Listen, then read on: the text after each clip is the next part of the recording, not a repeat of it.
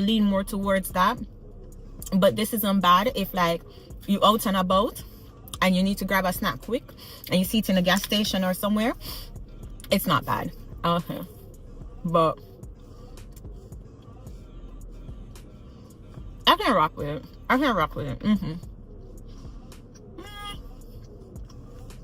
Alright, y'all. So y'all don't sit there and watch me eat. As I said, it was $2.49. I'm sure you can find it on Amazon if you wanted. And I've seen them around.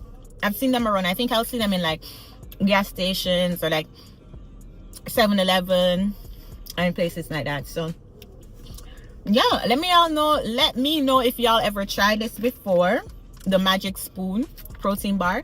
Let me know if y'all ever tried this before, and if you have any suggestions, if you've seen any protein snack that you would want